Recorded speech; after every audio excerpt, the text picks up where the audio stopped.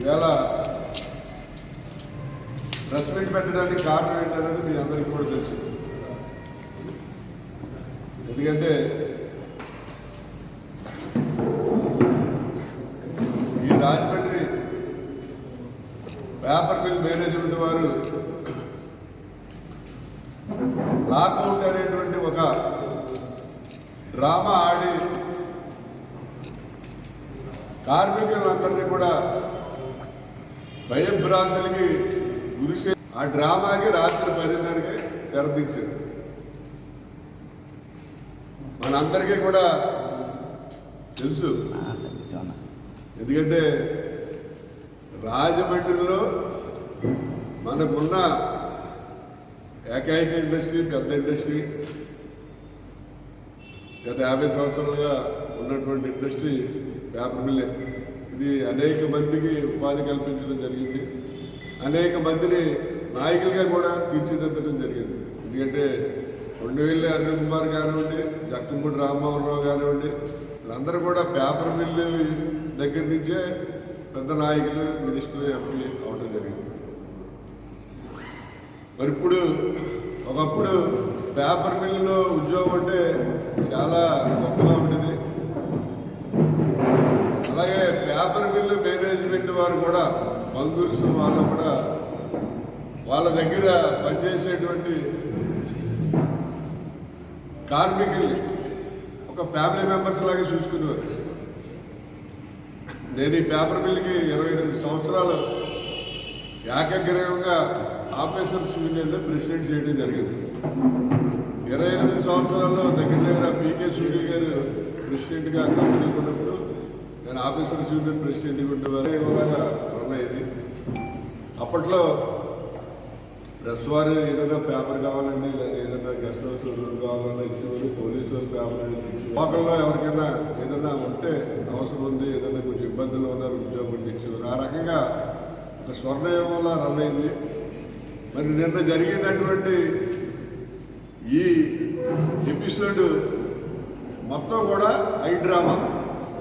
ఎందుకంటే కార్మికుల్ని భయభ్రాంతులు చేసి ఎగ్జిట్ లాకౌట్ చేస్తున్నామని చెప్పి వాళ్ళు బెదిరించి వాళ్ళు భయపడిన తర్వాత ఈ తక్కువ వేతనాలతో అగ్రిమెంట్ చేయాలనే ఒక దురుద్దేశంతో ఇది ప్రజాప్రతినిధులు కానివ్వండి, ప్రభుత్వ అధికారులు కానివ్వండి, మేనేజ్మెంట్ వారు కానివ్వండి, ముగ్గురు కూడా కుమ్మక్కైపోయి కార్మికులకి అన్యాయం చేయాలనే ఉద్దేశంతో ఈ లాకౌట్ డ్రామా ఆడటం జరిగింది.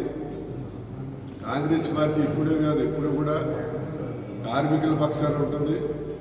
అవసరమైతే పోరాటం చేసి కార్మికులు న్యాయం చేకూర్చేలాగా చేస్తాం.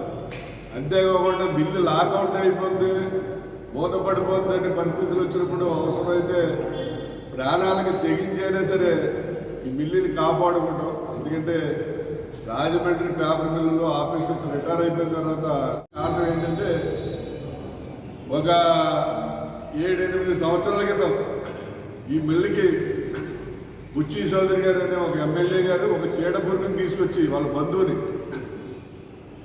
ఇక్కడ హెచ్ఆర్ డిపార్ట్మెంట్లో అపాయింట్మెంట్ చేయించాడు. తెలుగుదేశం గవర్నమెంట్ ఉన్నప్పుడు అతను వచ్చిన తర్వాత అతను కూడా బుచ్చి చౌదరి గారికి బాగా రిలేషన్. చౌదరీస్ ఈ మిల్లులో ఈ స్టార్ట్ అయ్యేది ఈ ప్రాసెస్ ఏంటంటే దోచుకోవటం, అందరినీ నొక్కి పెట్టి ఉంచడం అనే ప్రాసెస్ స్టార్ట్ అయింది. అతను వచ్చిన తర్వాత చాలా తెలివితేటలుగా అతను చేసింది ఏంటంటే మిగతా ట్రేడ్ యూనియన్లన్నీ కూడా అనగదొక్కి ప్రవీణ్ చౌదరి అనే ఒక కుర్రోడు తీసుకొచ్చి అతన్ని టీడీపీలో ఉండేవాడు. అతను టీఎన్టీసీ ప్రెసిడెంట్ అని చెప్పి అతన్ని ఎంకరేజ్ చేసి మిగతా యూనియన్లన్నీ తొక్కిపెట్టి అతనికి రికగ్నైజ్ వచ్చేలాగా చేశాడు. అతనికి ఆటోమేటిక్గా అందరు అడగలకి అందరి కార్మికులు అందరి చేత ఓట్లు వెళ్తే అతను రెగ్యులర్ యూనియన్ ప్రెసిడెంట్గా ఎలక్ట్ అయ్యింది. ఆ తర్వాత మళ్ళీ ఎలక్షన్ జరగడం లేదు. ఈ చీడపురుగు అని చెప్పేటువంటి వ్యక్తి కోర్టుకు వెళ్ళి ప్రైవేట్ చౌదరిని స్టే తెమ్మని ఎలక్షన్ జరగకుండా అని వెళ్ళి కోర్టుకు వెళ్ళి స్టే తెచ్చింది. ఎలక్షన్ అనేది జరగకుండా ఆ కోర్టులోనే అలా గడిచిపోతుంది. ఈ ఇతను తెల్లగా ఉండకుండా ఇతనికి మిల్లు కంట్రోల్లో వచ్చిన తర్వాత మిల్లుని ఎలా దోచుకోవాలనేది స్టార్ట్ చేసింది. ఫస్ట్ తూర్పు లంక వెంకటనారాయణ దగ్గర ఉన్న తూర్పు లంకకి పేపర్ మిల్ ఎఫ్లెంట్ వెళ్తుంది.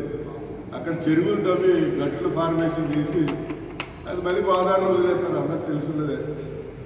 అక్కడ సముద్రం అనే అతను కాంట్రాక్టర్ ఉండేవాడు.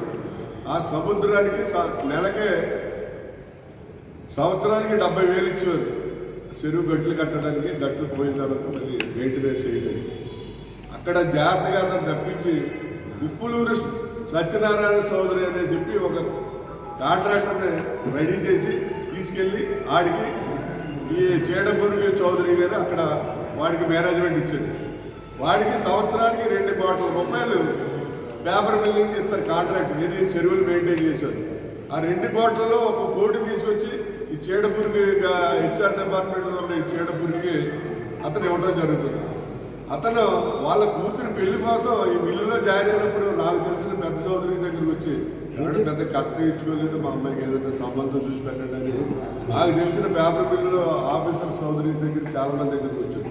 అదే వ్యక్తి ఇక్కడ 4 ఏళ్ళు పనిచేసిన తర్వాత 6 కోట్ల రూపాయలు కట్టలు ఇచ్చి వాళ్ళ కూతురు పెళ్లి చేశాడు. మరి 6 కోట్ల రూపాయలు ఎక్కడి నుంచి వచ్చిందంటే ఎవడు అడిగేవాడు లేడు, దీన్ని ఎవడ ప్రశ్నించేవాడు లేడు. అంతేకాకుండా పేపర్ మిల్లులో ఒక సిస్టమ్ ఉందండి.